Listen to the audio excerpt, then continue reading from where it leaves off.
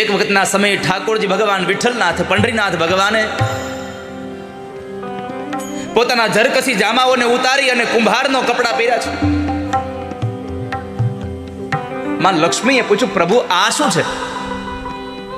તો કહે છે કે દેવી, પંઢરપુરમાં મારો ભક્ત ગોરા કુંભાર, એના બે હાથ કપાઈ ગયા છે, ઠૂઠો થઈને બેઠો છે, ઘરમાં અનાજ નથી, અને મારો ભક્ત દુખી હોય તો હું સુખી કેમ થાવ? મારો ભક્ત જ્યાં સુધી જમે નહીં તો મારે કેમ જમી લેવું? એક પ્રસંગ બહુ સરસ છે, પણ તમે જ્યાં સુધી પ્રસંગ સાંભળ્યો છે ને, એ પ્રસંગ અધૂરો છે, મારે તમને પૂરો કરીને દેવો છે આજે.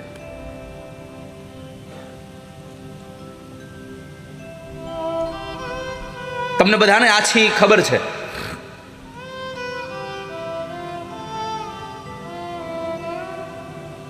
જેમ આપણું મથુરા, ગોકુળ અને એમાં જે વ્રજ છે ને, એમ દક્ષિણનું વ્રજ એટલે પંઢરપુર. ભગવાનના નામનો કેટલો મહિમા છે એની કથા તમને સત્ય ઘટનાનો પ્રસંગ કહું.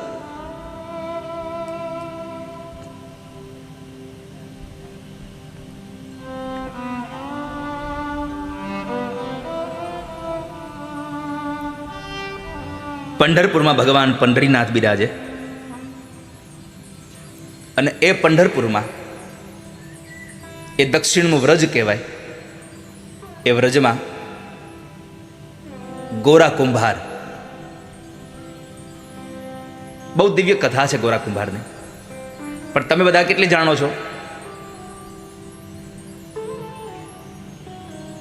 કે માટી ખૂંદતા ખૂંદતા છોકરો પણ હારે ખૂંદાઈ ગયો તોય ખબર ન રહી, પછી ભગવાને એ છોકરાને સજીવન કર્યો. આટલી કથા તમને ખબર છે, પણ તમે જુઓ ભગવાનના નામમાં કેટલો માણસ રત છે, એની બહુ દિવ્ય કથા છે. પુનિત મહારાજે એના આખ્યાનોમાં લખ્યું છે,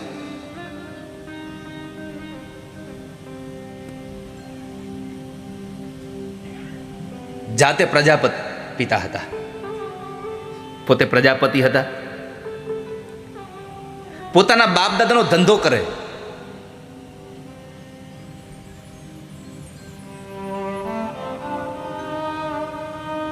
બાપ દાદાનો ધંધો કરે ને એ કોઈ દિવસ દુખી ન થાય. આ બહુ નરું સત્ય ભગવાન કૃષ્ણે ગીતાજીમાં કીધું છે, જે પોતપોતાના કર્મમાં રત રહે છે એ ક્યારેય પણ દુખી ન થતો, અવશ્ય એકના એક સમયે સિદ્ધિને પ્રાપ્ત કરે છે. જે પોતપોતાના કર્મમાં રત રહે છે, ભગવાન વિઠ્ઠલના અનન્ય ભક્ત છે.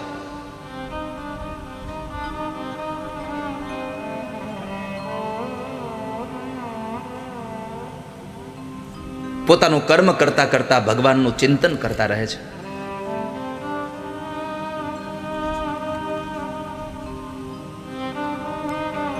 પત્ની પણ એટલા જ સારા છે, અને પત્ની સારા મળે ને એનો ભાવ સુધરે. બાકી તો કોઈ કે લખ્યું છે, જેની દાળ બગડે એનો દિવસ બગડે, જેનું અથાણું બગડે એનું વરસ બગડે, જેની પત્ની બગડે એનો ભાવ બગડે આખું.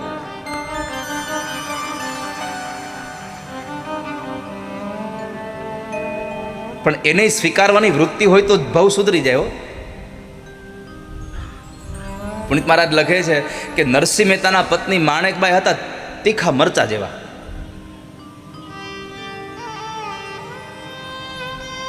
વાત વાતમાં વઢ્યા કરે એને. તુકારામજીના પત્ની હતા તીખા મરચા જેવા. કોઈ કે આવીને પૂછું તુકારામજી ઘરે છે, તો પત્ની કીધું તુકો ગયો કથા કરવા. કોઈ કે આવીને કીધું સાંભળ્યું આ તો તુકારામને કથામાં એક શેરડીનો આખો ભારો મળ્યો છે. હે, ઓહ બહુ સારું, લ્યો ખાશું. અમે ઘરે આવ્યા તો એક રાડું લઈને આવ્યા. તુકારામજી બધાને દેતા આવ્યા વચમાં.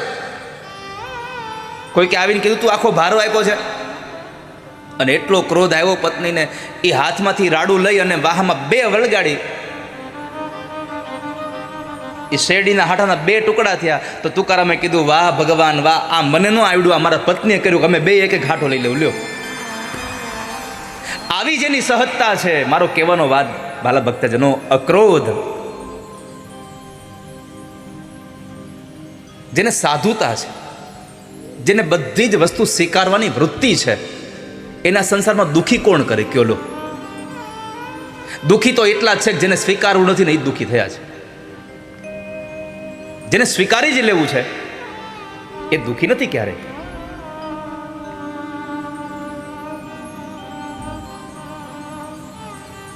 સંસારમાં પોતાના પત્ની સાથે પોતાનું જીવન ચલાવે, એકદમ સરસ રીતે પોતાનું જીવન ચાલે છે, અને ગાડાના બે પૈડા સરખા હોય ને તો જ બળદગાડું હરખું હાલે. નાના મોટું ટાયર હોય તો એ ચાલે નહીં.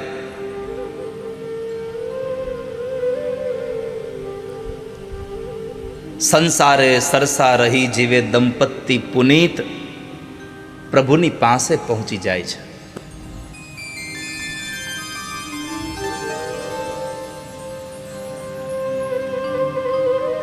ભગવાનની કૃપાથી એક સંતાન થયું છે બંનેના દાંપત્ય જીવનમાં. પણ પોતાના કામમાં રત એવા ગોરા કુંભાર ગમે તે કામ કરતા હોય પણ મોઢામાંથી ભગવાનનું નામ હોય. અને વાત સાચી છે, કામ કરતા હોય ત્યારે મોઢાને બીજું ક્યાં કામ છે? કે સંજવારી કાઢો, તમે કચરો કાઢો ઘરમાંથી, ત્યારે મોઢાને શું લેવા દેવા છે? તો ત્યાંથી ભગવાનનું નામ લો ને. રોટલી વણો છો તો હાથથી વણો છો, મોઢાને ક્યાંમાં કાંઈ જરૂર છે? તો ભગવાનનું નામ લ્યો. ભગવાનના નામ સાથે ઘડાયેલી રોટલી તમારા પરિવારના લોકો જમશે ને તો એના વિચારો સારા થઈ જશે. મેં તો ઘણીવાર આપ સૌને પ્રાર્થના કરી છે કે દરેકના રસોડામાં એક સૂત્ર લખેલું હોવું જોઈએ બહેનોએ, પોતાના હાથે. જેટલા લોકો રસોઈ બનાવો છો ને એને બધાને મારી પ્રાર્થના છે કે આજ ઘરે જઈ અને એક કોરા કાગળમાં લાલ અક્ષરે, તમારા પોતાના અક્ષરે, તમને લખતા ન આવડતું હોય તમારા છોકરાઓને કહેજો, અથવા તો તમારા છોકરાના છોકરાને કહેજો, પણ લખી દે એટલું જ લખાવજો કે હું રસોઈ ભગવાનના પ્રસાદ માટે બનાવું છું, ભગવાન માટે રસોઈ બનાવું છું. આવું લખીને તમારા રસોડામાં ચિપકાવી દેજો. જ્યાં તમે ઊભા રહીને રસોઈ કરતા હો, જ્યાં તમે બેસીને રસોઈ કરતા હો, તમે જ્યારે રસોઈ કરો ત્યારે તમારી નજર સામે હોવું જોઈએ કે હું ભગવાન માટે રસોઈ બનાવી રહી છું, હું ભગવાન માટે રસોઈ બનાવી રહ્યું છું. પછી જુઓ તમે ભગવાન માટે રસોઈ બનાવો અને તમારો ભાવ કેવો થશે. એ ભાવથી બનેલી રસોઈ એટલી મીઠી થઈ જશે, કારણ કે ભગવાન માટે છે. માટે આપ સૌને મારી પ્રાર્થના છે, પ્રભુ માટે રસોઈ બનાવીએ છીએ, ઈશ્વર માટે હું થાળ બનાવું છું. બેયનું દાંપત્ય જીવન ચાલતું હતું. દીકરો હતો નાનો એવો, 1 વર્ષનો દીકરો.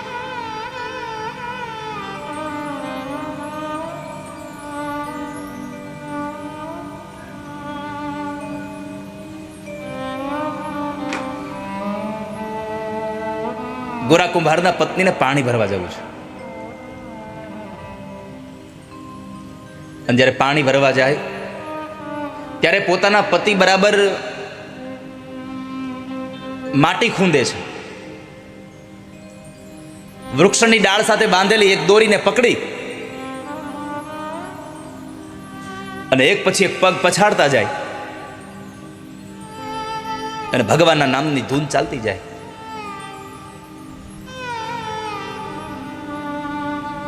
માજા વિઠ્ઠલ વિઠ્ઠલ વિઠ્ઠલા, માજા વિઠ્ઠલ પાંડુરંગા, માજા વિઠ્ઠલ વિઠ્ઠલ વિઠ્ઠલા, માજા વિઠ્ઠલ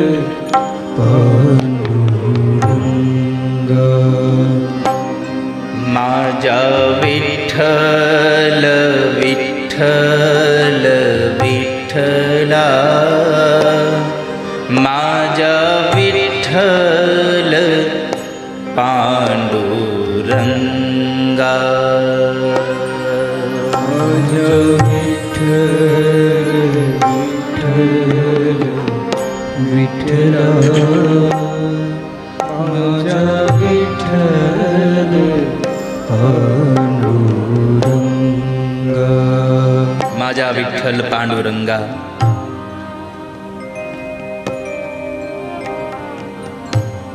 હે મારા વિઠ્ઠલ, હે મારા નાથ,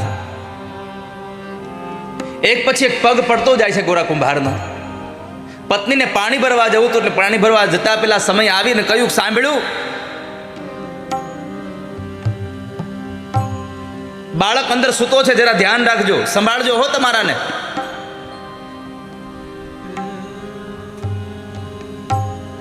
આને તો સુરતા ભગવાન હારે લાગી ગઈ હતી. જેની સુરતા સાંભળિયા નેહા, જેની સુરતા ભગવાનમાં લાગી ગઈ છે, એને પછી સમાજની કઈ ચિંતા ન હોય, એને સમાજની કોઈ પરવાહ ન હોય.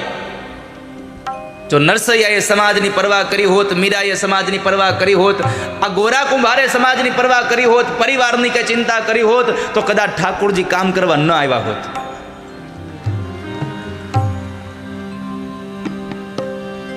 માજા વિઠ્ઠલ વિઠ્ઠલ વિઠ્ઠલા, માજા વિઠ્ઠલ પાંડુરંગા, માજા વિઠ્ઠલ વિઠ્ઠલા, માજા વિઠ્ઠલ. પત્ની કઈ નીકળી ગયા,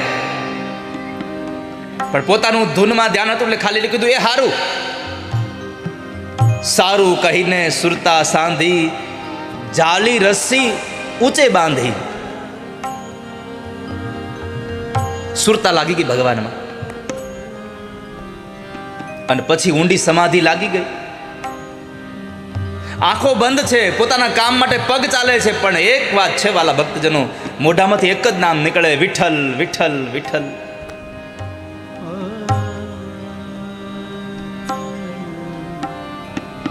પગના તાલે તાલે સ્મરણ વધ્યું. પત્ની પાણી ભરવા ગઈ. ઘોડિયામાં 1 વર્ષનું બાળક જાગે છે. આંખ ખુલી, ઘોડિયાના 2 બાજુના એ ભાગને પકડીને બેઠો થયું બાળક. માં દેખાણી નહીં.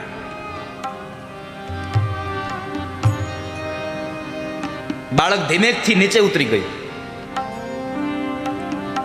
ઘરમાં ચારેય બાજુ બાળક ગોતે છે.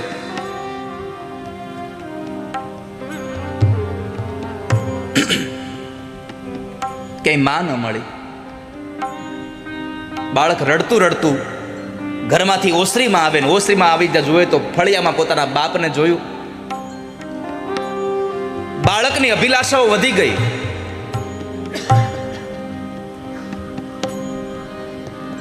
જ્યારે ગોરા ભગતને ખબર નથી કે મારો દીકરો જાગીને આવ્યો,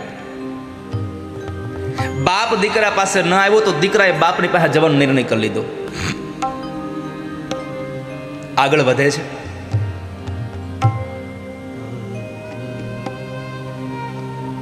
જે જગ્યાએ દીકરો ચાલીને જતો હતો, જ્યાં બાપ પોતે માટી ખૂંદે છે,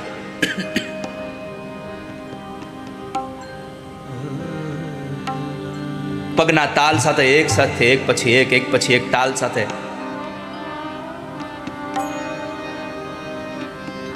આંખો બંધ છે, 2 હાથે રસ્સી પકડી છે.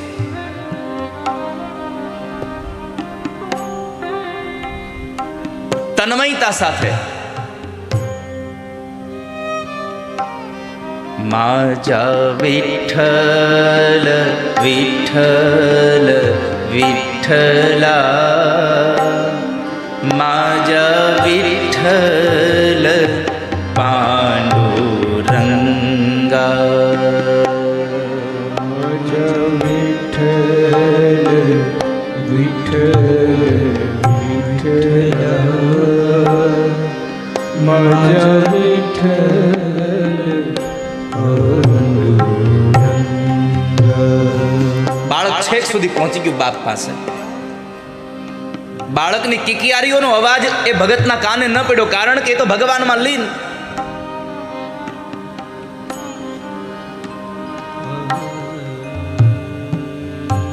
ઘટના ઘટી કે બાળકે ત્યાંથી ઊભું રહેવાનું બંધ કરીને બાપ જે ગારું ખૂંદે છે એમાં ગોઠણિયાભર ગયો પણ ગોરા કુંભારને ખબર ન રહી કે મારો દીકરો અહીંયા પહોંચ્યો છે. એક પછી એક પગ દીકરાના માથા પર પડ્યા અને દીકરાની માટીમાં ભળી ગઈ. ખબર નથી ગોરા કુંભારને કે દીકરો અહીંયા ભળી ગયો, મરી ગયો. થોડી વાર થઈ અને પત્ની પાણી ભરીને આવે છે, ઓરડામાં જાય છે તો ઘોડિયામાં બાળક નથી. હેફતાઈ ગઈ, આ મારું છોકરું ક્યાં ગયું? ઘરમાં ગોતે છે કે ઘરમાં મળ્યું નહીં. આડોશી પાડોશીમાં જઈને એને બાજુમાં રહેલી બેનને પૂછ્યું છે કે એ ચંદ્રભાગા, તારી કૌશલ્યા મારા છોકરાને રમવા લઈ આવી છે? અરે ના રે બુન, મારી કૌશલ્યા તો હજી હમણાં જ જાગી છે. તારા છોકરાને એ નથી લઈ આવી હો. બીજા પાડોશીના ઘરે, ત્રીજા પાડોશીના ઘરે પૂછે છે મારા દીકરાને જોયો છે, તમે કોઈ લઈ આવ્યા છો અહીંયા? કોઈ હા નથી ભણતું. અને અતિશય પ્રેમ હોય ને એના માટે પણ તમને વિચારો ખરાબ જ મંડે આવવા. દીકરો રમવા ગયો હોય, મારા ગુરુજી એક દ્રષ્ટાંત દે, ડોક્ટર અમૃતલાલ ભોગાયતાજી, કે જેને વધારે પ્રેમ હોય ને એના પ્રત્યે એને જરાક પણ આમ તેમ થાય ને તો એના પ્રત્યે આપણને સારા વિચારો ન આવે, આપણને ખરાબ વિચારોની સરવાણી ફૂટી જાય. દીકરો રમવા ગયો હોય, ક્રિકેટ રમવા, અને કહીને ગયો હોય કે માં હું 10 વાગે આવી જઈશ. એ 10 વાગે ન આવે, 10:30 ન આવે, 11 વાગે ન આવે ને એટલે માને એવા વિચાર ન આવે કે કદાચ મારો દીકરો મેચ જીત્યો હશે તો કદાચ એને ટ્રોફી મળતી હશે, એ લોકો બધા એન્જોય કરતા હશે, આવો વિચાર ન આવે. કંઈક મારા દીકરાને કંઈક થયું હશે એટલે નહીં આવ્યો હોય. અતિશય પ્રેમ વધે ને ત્યાં તમને શંકાઓ વધારે ઉદ્ભવ થવા માંડે.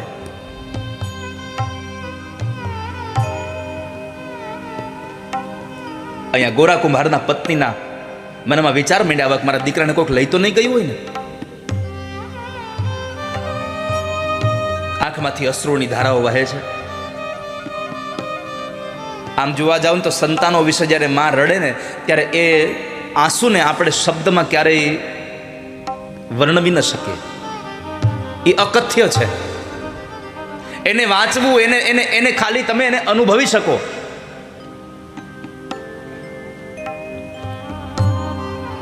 આ સંસારની બધી જ વેદનાઓ માત્ર ને માત્ર તમે અનુભવી શકો છો. વેદનાને તમે ક્યારેય વાંચી ન શકો. આપણને કોઈ ગુમડું થયું હોય ને કોઈ પૂછે કે કેમ છે તો કે દુખે છે. વધારે પૂછે કેવું તો કે બહુ દુખે છે.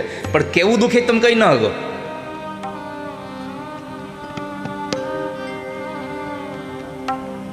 અકથ્ય વર્ણન હતું આ. ગોરા કુંભારના પત્ની રડે છે.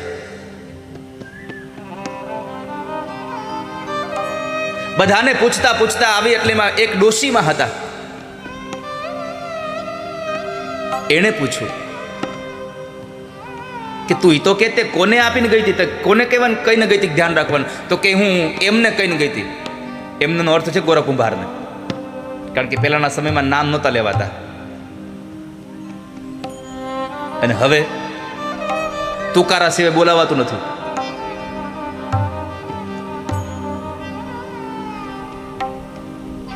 ખબર જ ન પડે આપણને આ પતિ પત્ની છે કે. મારી પ્રાર્થના છે આપ સૌને, તમારી વાત ઉપરથી, બે જણાની વાત ઉપરથી ત્રીજો માણસ ઓળખી જાય ને કે તમારો સંબંધ શું છે, એવી મર્યાદા રાખજો જીવનમાં. સમય સાથે જીવો, અમારી કોઈ ના નથી.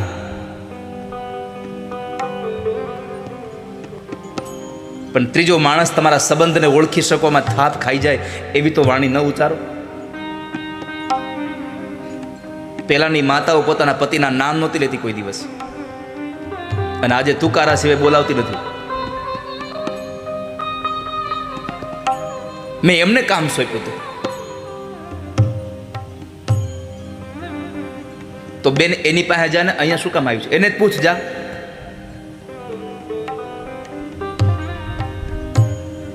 એને પૂછતું.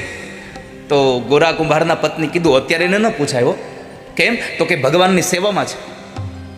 જુઓ, જ્યારે આવી પત્ની મળે ને ત્યારે સંસાર તમને કોઈ દી બંધન ન બને.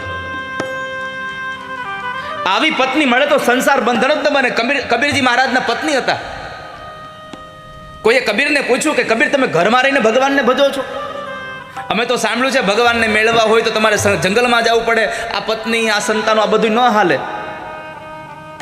કબીરજીએ કહ્યું કે ભાઈ, ઘરમાં રહીને ભગવાનને ભજી શકું છું એનું મૂળ કારણ એ છે કે મારી પત્ની મને અનુકૂળ છે. હું જે કામ કરું ને એમાં કોઈ દિવસ મારી પત્ની બાધક નથી બનતી. આ ગોરા કુંભારના પત્ની કીધું કે અત્યારે ન બોલાવે હોય માં એને. કેમ? અત્યારે ભગવાનના સ્મરણમાં છે, મારે એને અત્યારે વિક્ષેપ ન કરાય. હવે તમે કલ્પના કરો, આ ગોરા કુંભારના પત્ની હતા એટલે એને કહ્યું કે મારા પતિ અત્યારે ભગવાનના નામમાં છે એટલે મારે એને ન કાંઈ પૂછાય. બીજી હોય તો મૂકો તમારું આ ભગવાનનું નામ, આ છોકરો નથી જડતો, મારે એને ન પૂછાય.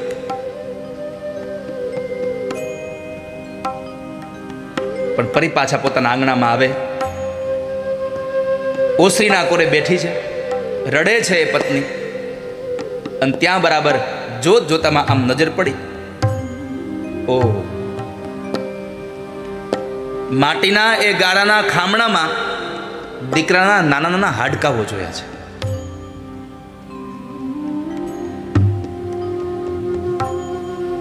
માટીના ખામણા પાસે આવે છે, પોતાના પતિ નથી ઊભા રાખ્યા હો.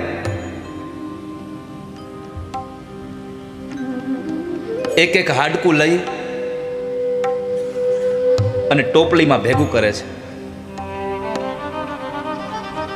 ટોપલીમાં ભેગું તો કર્યું, પણ સૌથી વધારે જો એને કોઈને દોષ આપ્યો હોય તો ભગવાન વિઠ્ઠલનાથને આપ્યો છે. જેમ અહીંયા વડોદરામાં કોયલી ગામમાં મનસુખરામ માસ્તરના પત્ની ઉજમબાઈએ ભગવાનને કીધું, તું ઠાકોરજી તમે નહીં આવો ને તો મારા પતિની નોકરી જાહે એનો ડર નથી, પણ મારા પતિ જેને ભજે છે એને બાનાની પત જાહે. અહીંયા ગોરા કુંભારના પત્નીએ ભગવાનને કીધું છે.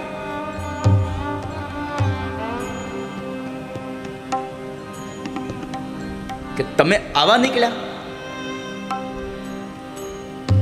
વગોવ્યું નામ તે તારું, ગુમાવ્યું બાળ મેં મારું, કરોડો સૂર્ય જેવો તું, છતાંય આજ અંધારું મારે. પતિ પાગલ બન્યો તુજમાં, બનો પાગલ તું આજ. સમજ ઓ વિઠલા, આજે બને બદનામ તું સાથે. તું કોઈનો થયો નથી, તું કોઈનો થયો નથી, અને અમને ખબર છે તું કોઈનો થવાનોય નથી. ગોરા કુંભારના પત્ની કહે છે, સાગર દયાનો તું કહાવે, ક્યાં ગઈ તે તારી દયા? કા તો દયા સુકા ગઈ અને કા પ્રભુ તું અહીંથી વયો ગયો. આંખમાં અશ્રુની ધારાઓ સાથે વિઠ્ઠલનાથ ભગવાનને ન બોલવાના શબ્દો બોલે છે.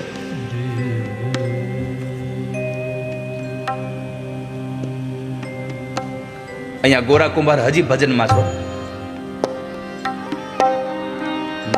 માજા વિઠ્ઠલ વિઠ્ઠલ વિઠ્ઠલા, માજા વિઠ્ઠલ પાંડુરંગા. માજા ગાય ભાવ છે. વિઠ્ઠલ માજા વિઠ્ઠલ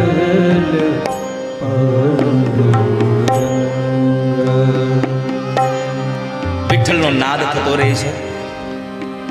આ બાજુ ગોરા કુંભારના પત્નીના જે શબ્દો હતા ને એનો ઘા વાગ્યો ભગવાનના હૃદયમાં, અને પરમાત્માથી સહન ન થયું. ભગવાન થયા તૈયાર, એક સાધુનું રૂપ લઈને ભગવાન આવ્યા છે. આ સંસારમાં સાધુના કપડાં પહેરી લેવા બહુ સરળ છે, પણ સાધુતા નિભાવી બહુ કઠિન છે.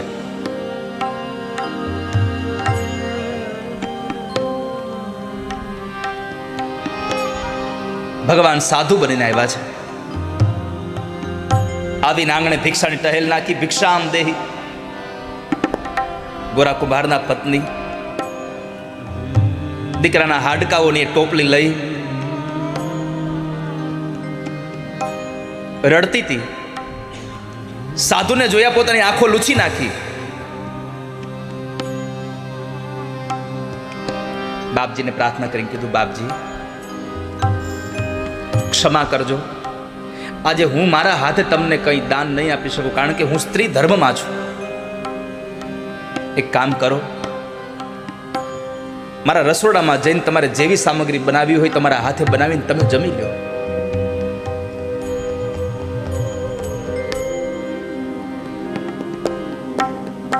ભગવાન મનમાં વિચારે કે અહીંયા તો હું નાપાસ થયો. આ જગ્યાએ તમે વિચારો તો આ જગ્યાએ કોઈ બીજી સ્ત્રી હોત તો શું કહેત? મારા ઘરવાળાએ મારા છોકરાને ખૂંદી નાખ્યો.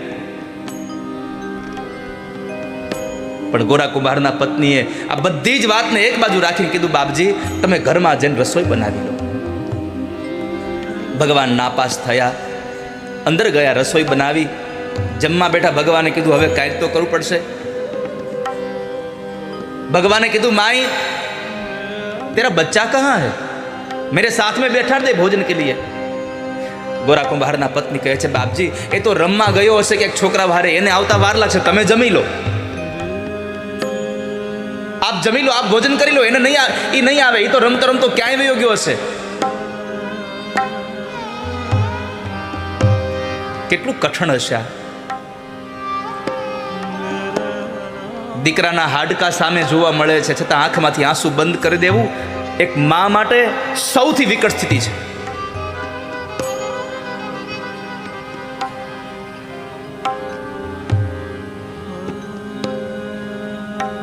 ભગવાને કીધું કે તારો બાળક નહીં આવે તો હું જમીશ નહીં. હૃદયમાં ધરબાયેલું રુદન આંખમાંથી ચોધાર અશ્રુની ધારા સાથે નીકળી ગઈ. ચોધાર અશ્રુની ધારા નીકળી ગઈ.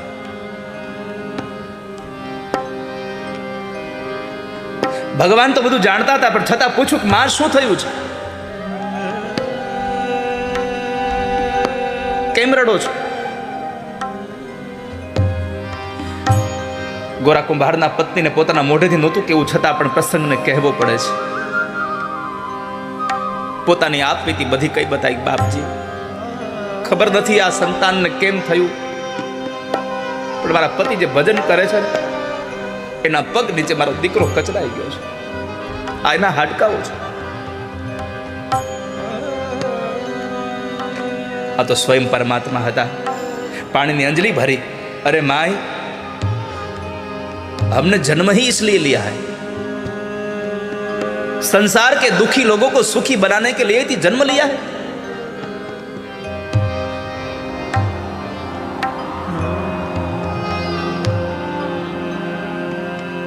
सरोवर तरोवर संत जन, चौथाई बरसे मेघ, परमारथ ने कारणे आ चारो दरिया दे. અમે એના માટે તો જન્મ લીધો છે. માં પાણીની અંજલિ ભરી અને હાડકાની ટોપલીમાં છાટી. 1 વર્ષનો બાળક ફૂલ જેવું રમે છે પાછું અંદર.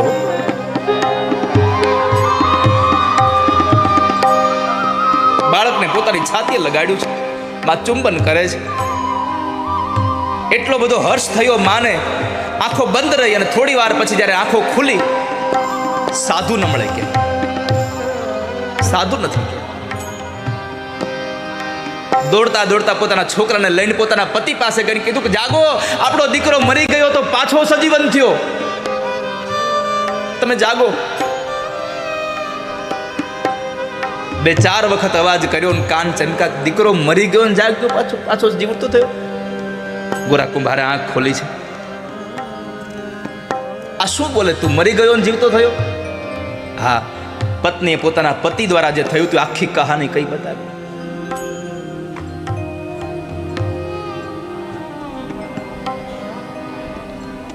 ગોરા કુંભારે હું પૂછ્યું ખબર છે? પત્ની કીધું ને મેં વિઠ્ઠલનાથને આવું બધું કહ્યું. ત્યારે ગોરા કુંભારે એના પત્નીને પૂછ્યું, તે મારા વિઠ્ઠલને તો કાંઈ નથી કીધું ને, તે મારા ભગવાનને તો કાંઈ નથી કીધું ને.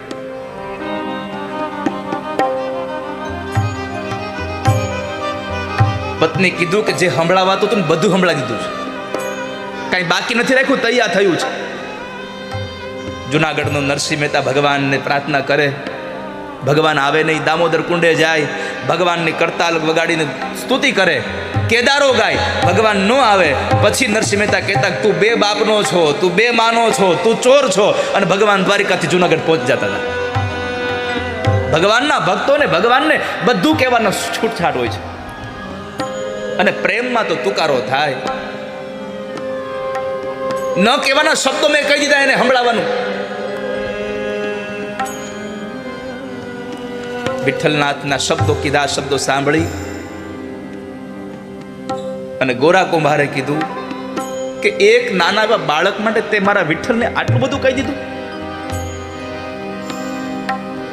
તું મારી પત્નીને લાયક નથી, આજથી તું મારી માં છો. ગોરા કુંભારે પોતાના પત્નીને માનું સંબોધન કરી દીધું. ખાલી સંબોધન કર્યું એટલું નહીં વાલા ભક્તજનો, પોતાની પત્નીએ પણ માની લીધું કે એને મને માં કીધી છે તો હવે એની હારે હું માં તરીકે જ રહીશ. પતિ પત્ની બે એક ઘરમાં રહ્યા, પણ સંબંધ મા બાપનો. કામ કરે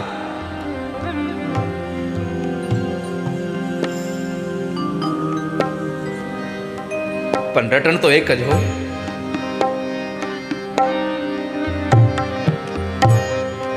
ભગવાનના નામ સિવાય કશું જ સ્મરણ નહીં.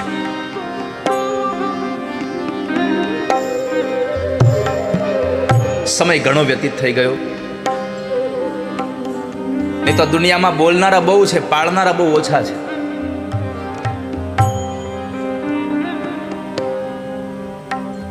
પણ દુનિયાનો એક સૂત્ર યાદ રાખજો, જે બોલે ને એ બહુ કરે નહીં, અને કરે એ કોઈ દી બહુ ઓછું બોલે. એક પત્નીને એના પતિ હારે જરા ડખો થાય ને, ઘર હોય ને ઝઘડો થાય, અને પતિ પત્નીમાં જ્યાં સુધી ક્લેશ ન થાય ને ત્યાં સુધી પ્રેમ બરાબર જામે નહીં. મીઠો ઝઘડો થયા જ કરે. તો જેવો પત્ની હારે ઝઘડો થાય એટલે પત્ની કાંઈ બોલે એટલે કે જો તું કાંઈ વધારે બોલીશ તો હું બાવો થઈ જાય.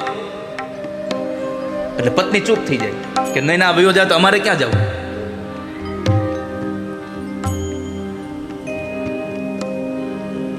આવું ઘણા જ વર્ષો સુધી ચાલ્યું.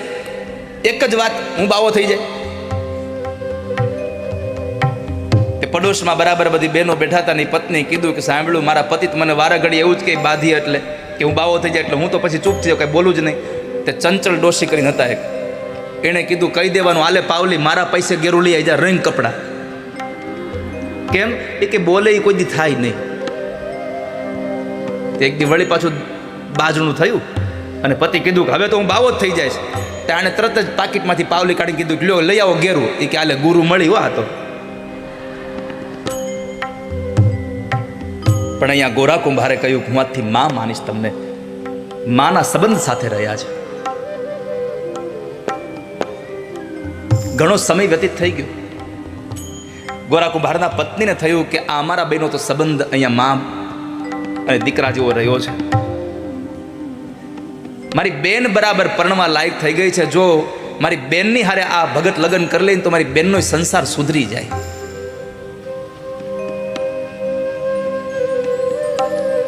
મારી બેનનો સંસાર સુધરે એટલે એણે પોતાના બાને વાત કરી. એટલે એણે કીધું કે હા, ભગત જેવો પતિ મળતો હોય તો આપણે દેવી જ છે. અને ભગતને કીધું, ભગતે કાંઈ ના પાડી નહીં. પરણવા ગયા, લગ્ન વિધિ થઈ, વિદાયનો સમય આવ્યો એટલે સાસુમાએ કીધું કે જેમ મોટી દીકરીને રાખી એમ નાનીને રાખજો.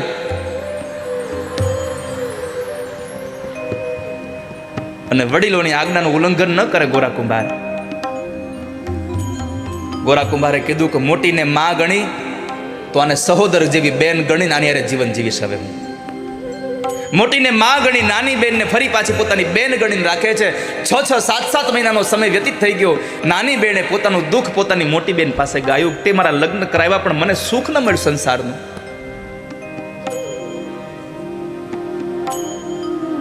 મોટી બેને યુક્તિ કરી, નાની બેનને 16 શણગાર સજાવી અને ગોરા કુંભારનો જે શયન કક્ષ હતો, જે ખંડ હતો, એમાં રાત્રિના સમયે સુવા માટે મોકલી દીધી.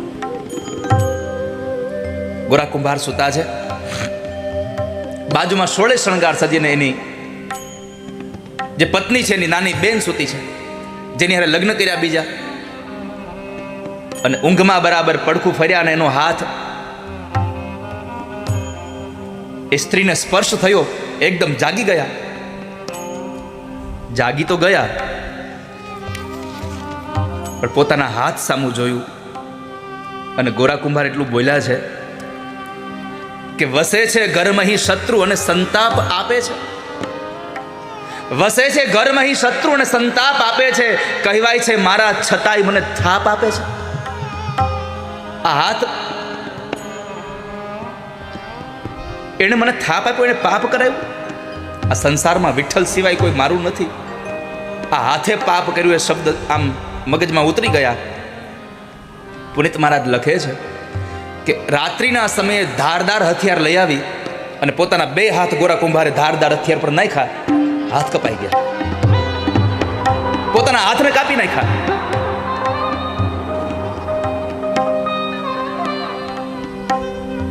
નવી આવેલી પત્ની જોઈ ગઈ, તરત પોતાની મોટી બેનને જગાડ્યા, જલ્દી કરો, આ બહુ ખોટું થઈ ગયું છે. મોટી બેન આવે, જુએ છે હાથ કપાઈ ગયેલા, લોહીની ધારાઓ થાય છે, પાટાપિંડી કર્યા છે.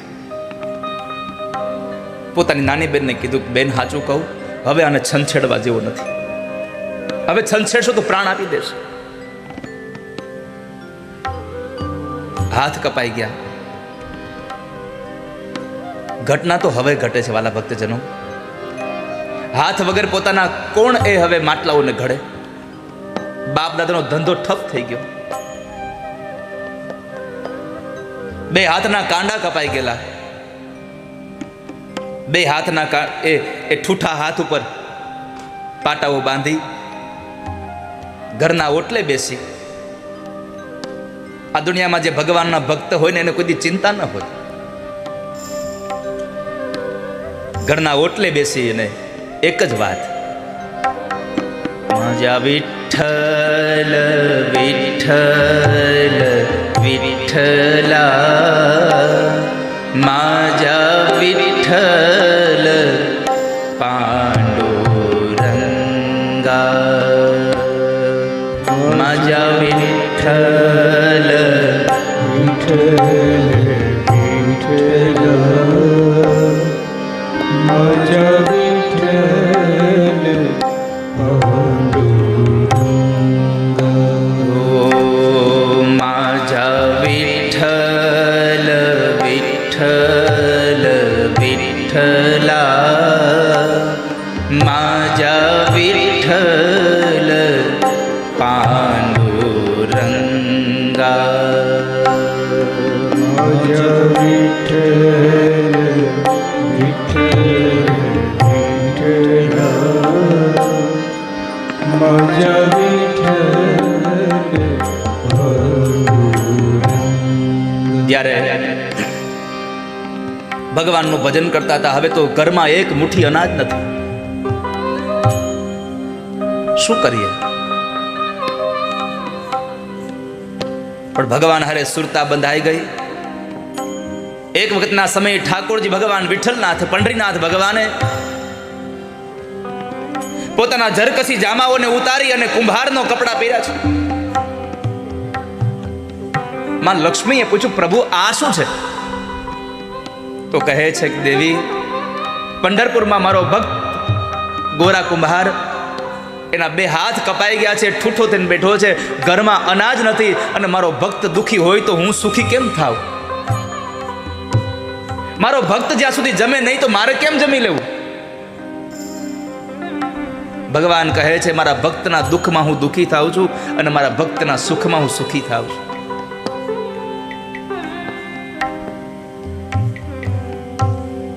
તો શું થયું? તો કઈ હું જાઉં છું એની બારે. લક્ષ્મીજી પૂછું, ક્યારે આવશો? કઈ નક્કી ન કહેવાય, કાંઈ નક્કી નહીં દેવી, કારણ કે મારો ભગત સાવ અપંગ છે, અને જો એનું ભાંગી પડેલું કામ હું નહીં સંભાળું તો કોણ સંભાળશે સંસારમાં?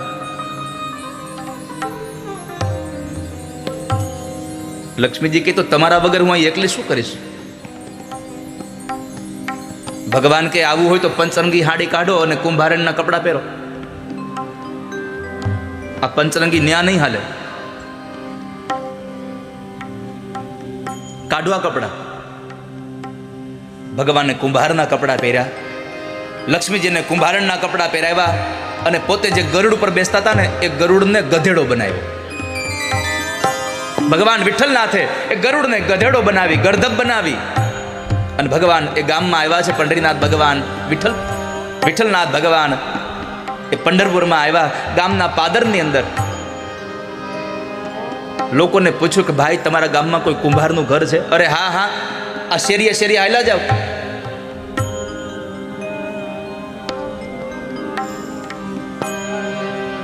એટલે અમારા ગામના ગોરા કુંભારનું ઘર આવશે.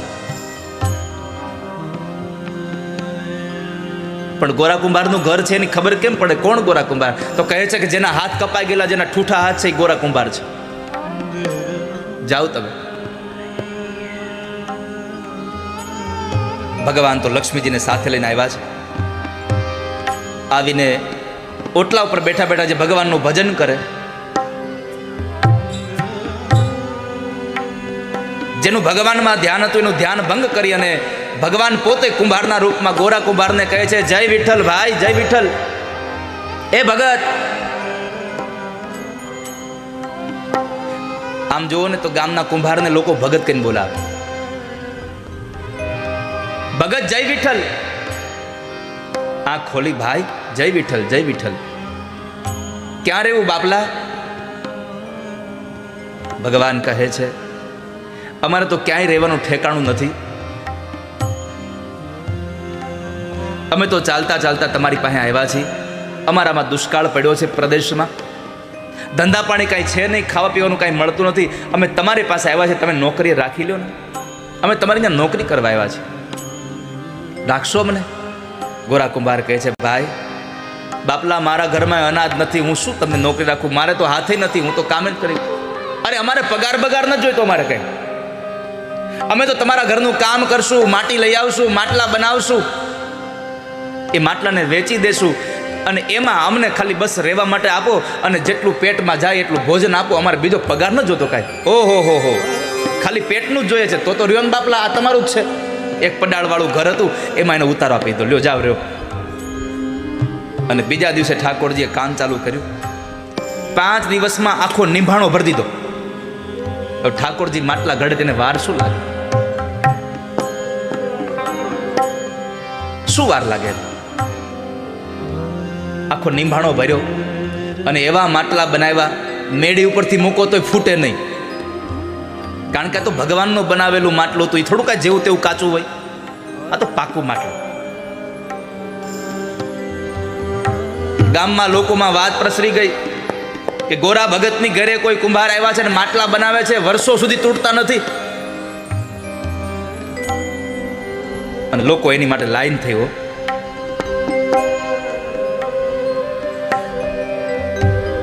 પૈસાની ટંકશાળ થઈ ચાલુ. જેના ઘરમાં લક્ષ્મીજી કામ કરે ત્યાં પૈસા ન હોય એવું બને. ગોરા ભગતને આનંદ થઈ ગયો. એમાં બરાબર ગોરા ભગતના ગુરુ નામદેવ એ આવે છે. નામદેવ ભગત મંદિરમાં ગયા. વિઠ્ઠલનાથ ભગવાનની મૂર્તિ નિસ્તેજ દેખાતી હતી. ધ્યાન ધરીને જોયું, પ્રભુ ક્યાં ગયા? ઓહો, તે તો ખબર પડી કે પ્રભુ તો અહીંયા ગયા છે.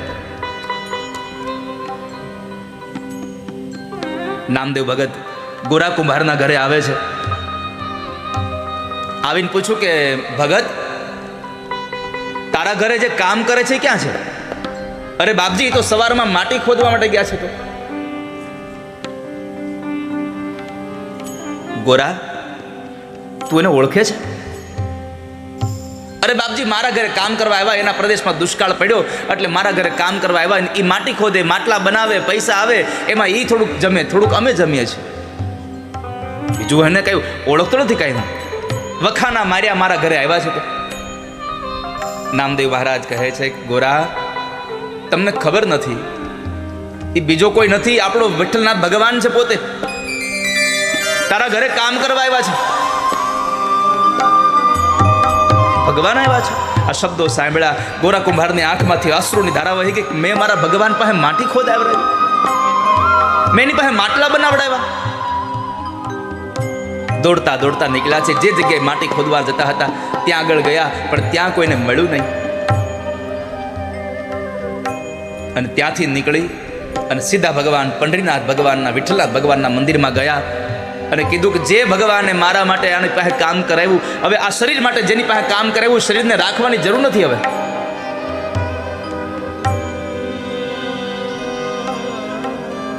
माझा विठ्ठल विठ्ठल विठ्ठला, माझा विठ्ठल पांडुरंगा, माझा विठ्ठल विठ्ठल विठ्ठल माझा विठ्ठल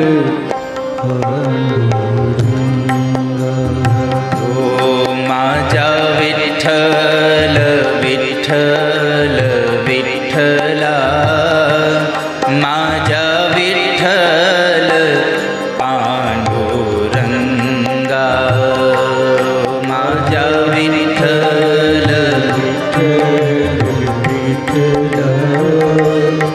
माझा विठ्ठल. મેં પાપ કરવામાં પાછું વાળું નથી જોયું. તમારી પાસે કામ કરાયું વિઠ્ઠલનાથ, હવે મારે નથી રહેવું અહીંયા. આવું બોલતા બોલતા વિઠ્ઠલનાથ ભગવાનના મંદિરના પગથિયે જઈ અને પોતાનું માથું પંડ્યા પછાડવા. એક વાર, બે વાર, ત્રણ વાર આમ કરે અને લોહીની ધારાઓ થઈ. હવે જીવવું જ નથી આવું જીવન. ભગવાનને થયું કદાચ હમણાં ગોરો પ્રાણ કાઢી નાખશે. माझा विठ्ठल विठ्ठल विठ्ठला, माझा विठ्ठल पांडुरंगा,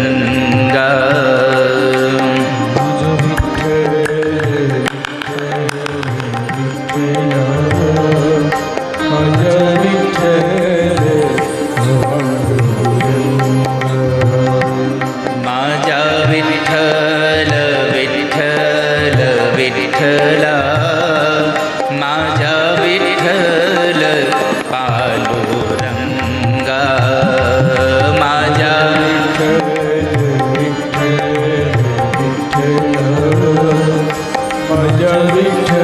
એક પળ માટે ગોરા કુંભારની હારે લાગી જાઓ. આ માજા વિઠ્ઠલ, માજાનો અર્થ છે મારા, મરાઠી શબ્દ છે માજા. ભગવાન આપણો છે. माझा विठ्ठल विठ्ठल विठ्ठला, माझा विठ्ठल पांडुरंगा, माझा विठ्ठल माझा विठ्ठल माझा विठ्ठल विठ्ठल विठ्ठला, माझा विठ्ठल पांडुरंगा, माझा माझा विठ्ठल. કેટલા લોકોને મારો અવાજ સંભળાય છે? જેટલા લોકોને મારો અવાજ સંભળાતો હોય હાથ ઊંચો કરો. ઓ, છેલ્લે સુધી સંભળાય છે? વાહ. આજુમાં બાજુમાં બધી સંભળાય છે? તો જેટલા લોકોને અવાજ સંભળાય છે તાળીઓ સાથે ગાઓ એકવાર. माझा विठ्ठल विठ्ठल विठ्ठला, माझा विठ्ठल पांडुरंगा, माझा माझा विठ्ठल माझा विठ्ठल माझा विठ्ठल. ગોરા કુંભારે વિઠ્ઠલ વિઠ્ઠલનો નાદ કર્યો તો અને એવા સમયે ભગવાન પંઢરીનાથ, ભગવાન વિઠ્ઠલનાથ પંઢરપુરના મંદિરમાંથી પોતાની મૂર્તિમાંથી ભગવાન પ્રગટ થયા અને વિઠ્ઠલનાથ પોતાના હાથથી ગોરા કુંભારને ઊભો કરે છે. ગોરા ઊભો થા ભગત. माझा विठ्ठल विठ्ठल विठ्ठला, माझा विठ्ठल पांडुरंगा, माझा विठ्ठल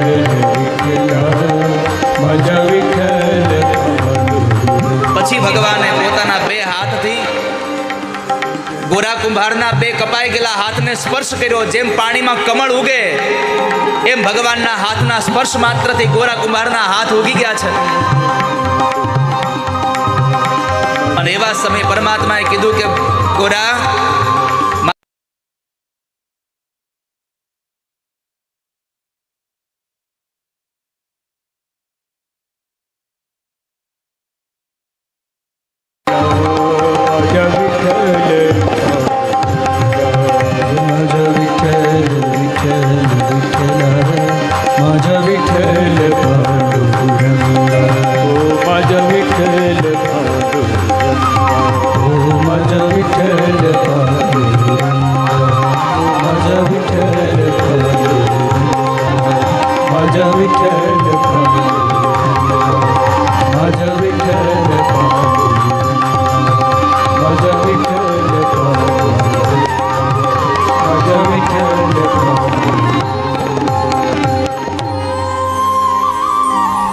माझा विठ्ठल विठ्ठल विठ्ठला,